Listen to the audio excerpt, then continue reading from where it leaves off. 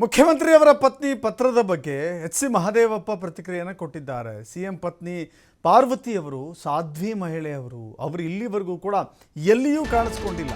ಇದನ್ನೆಲ್ಲ ನೋಡಿ ಮನಸ್ಸಿಗೆ ಹಸಿಯಾಗಿರಬಹುದು. ಇದನ್ನು ನೋಡಿ ಅವರು ಸೈಟ್ ವಾಪಸ್ ಕೊಟ್ಟಿರಬಹುದು. ಪಕ್ಷ ಮತ್ತು ಹೈಕಮಾಂಡ್ ಸಿದ್ದರಾಮಯ್ಯ ಅವರ ಪರವಾಗಿದೆ. ಕಾನೂನು ತಜ್ಞರ ಪ್ರಕಾರ ಚರ್ಚೆ ಮಾಡ್ತೇವೆ, ಕಾನೂನು ಹೋರಾಟ ಇದ್ದೇ ಇರುತ್ತೆ ಅಂತ ಹೇಳಿ ಸಮಾಜ ಕಲ್ಯಾಣ ಸಚಿವ ಎಚ್.ಸಿ. ಮಹದೇವಪ್ಪ ಹೇಳಿಕೆ ಕೊಟ್ಟಿದ್ದಾರೆ.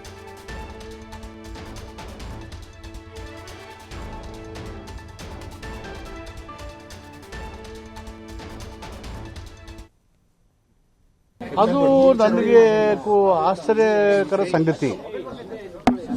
ಬಹುತೇಕ ಅವರೊಬ್ಬರು ಒಬ್ಬ ಸಾಧ್ವಿ ಮಹಿಳೆ, ಎಂದು ಯಾರ ಜೊತೆಲೂ ಸಂಪರ್ಕ ಬಂದವರಲ್ಲ, ಎಲ್ಲೂ ಕಾಣಿಸ್ಕೊಂಡವರಲ್ಲ. ಅವರು ಅಣ್ಣ ತಂಗಿ ಅವರ ನಡುವೆ ಆದದ್ದು ಇದನ್ನೆಲ್ಲ ಊಹಿಸಿರ್ಲಿಕ್ಕಿಲ್ಲ. ಅವರು ಎಲ್ಲ ನೋಡಿ ಅವರು ಮನಸ್ಸಿಗೆ ಘಾಸಿಯಾಗಿರ್ಬೋದು. ನಮ್ಮ ಮನೆತನದಲ್ಲಿ ಈ ಥರ ಎಂದು ನಾವು ಜನವಿರೋಧಿಯಾಗಲಿ, ಆಸ್ತಿ ಅಧಿಕಾರಕ್ಕೆ ಆಸೆ ಪಟ್ಟಾಗಲಿ ನಾವು ಏನೂ ಮಾಡೇ ಇಲ್ಲ. ಇಷ್ಟೆಲ್ಲ ಗೊಂದಲಾಗಿ ನಮ್ಮ ಪತಿ ಪ್ರಾಮಾಣಿಕವಾಗಿ ಜನಸೇವೆ ಮಾಡ್ತಾ ಬಂದರು. ಕಳಂಕ ಬಂದೇ ಇಲ್ಲ ಅವ್ರಿಗೆ.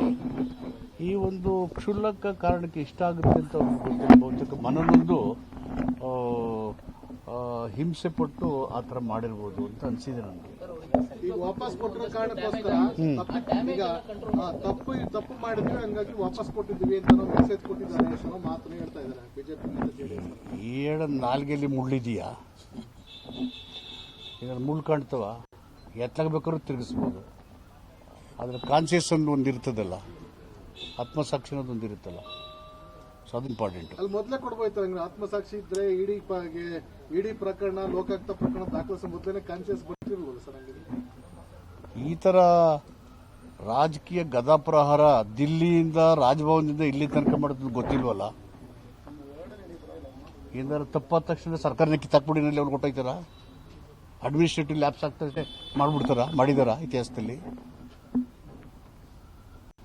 ಇಟ್ಸ್ ಪೊಲಿಟಿಕಲಿ ಮೋಟಿವೇಟೆಡ್ ರಾಜಕೀಯ ಒಂದು ಕಾನ್ಸ್ಪಿರಸಿ.